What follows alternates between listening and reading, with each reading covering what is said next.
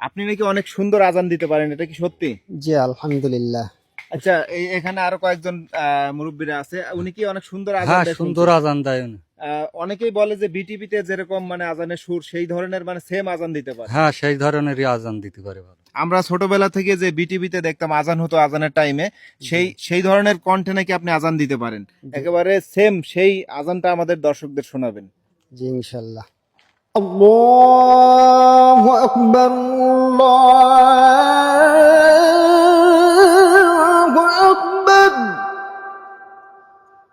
আল্লাহু আকবার,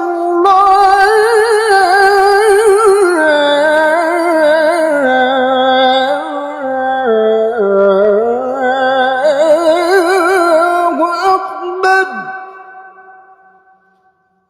أشهد أن لا إله إلا الله.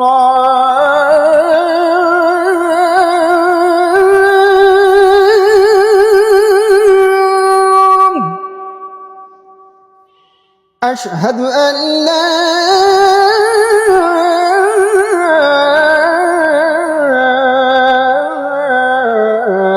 إله إلا الله.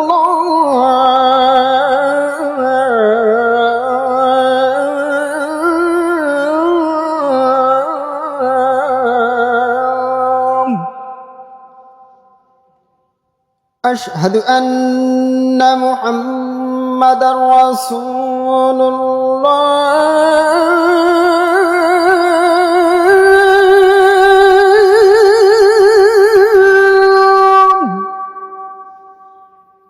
أشهد أن محمد رسول الله.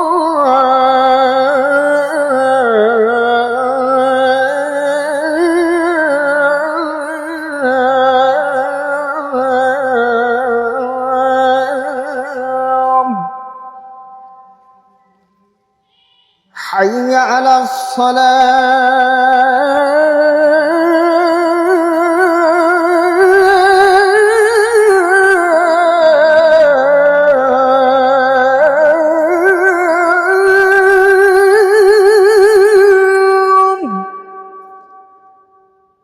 حي على الصلاة.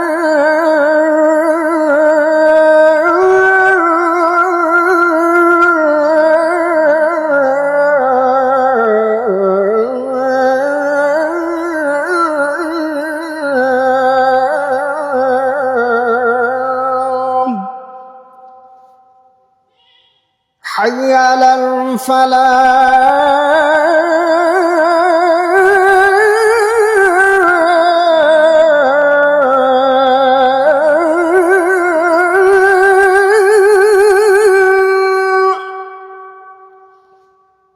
حي على الفلاح.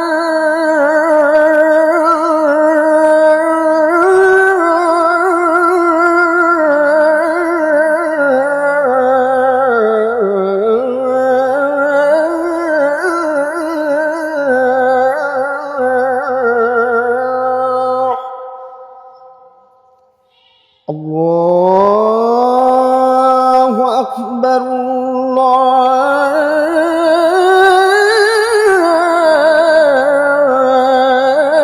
الله أكبر.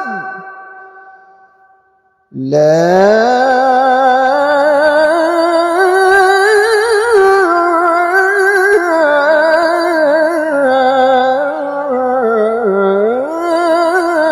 إله إلا الله. এত সুন্দর কণ্ঠে আজান দেয়। তো এই যে দেখেন হঠাৎ তার এই জায়গায় এসে দেখি তার একটা হাতের সমস্যা। আসলে এই হাতের সমস্যা নিয়ে কিন্তু সে কৃষি কাজ করতেছে, পাশাপাশি একটা মসজিদে মুয়াজ্জিনি করে। আচ্ছা, আসলে আপনার এই হাতটা কেটেছে কিভাবে ভাই? যেটা আপনার ওই যে খেড় কাটা মেশিন আছে, ওই খেড় কাটা মেশিনই কেটে যায়। হাত কেটেছে আপনার এই 6-7 বছর হচ্ছে হাত কেটেছে। এর আগে ভালো ছিল? এর আগে ভালো ছিল। তো এখন আপনি এই যে হাত কাটা নিয়ে এই যে বস্তা নিয়ে মাঠে দেখছি, মানে এখন কি মানে মূলত আপনি কি কি কাজ করেন, মানে আপনার মানে সংসার চলে কিভাবে? মাঠের কাজ দেখা যায় যেগুলো আমি করতে পারি আর কি সেইগুলোই করি। দেখা যায় এক হাতে তো সব কাজ করা যায় না, প্লাস এখন মাঠে আমার ধান ছিল, দেখা যায় ধান হয়তো একটা আটি ধরে নিয়ে যায় নাকি ধানের বস্তাটা ধরা, এই ধরনের কাজ।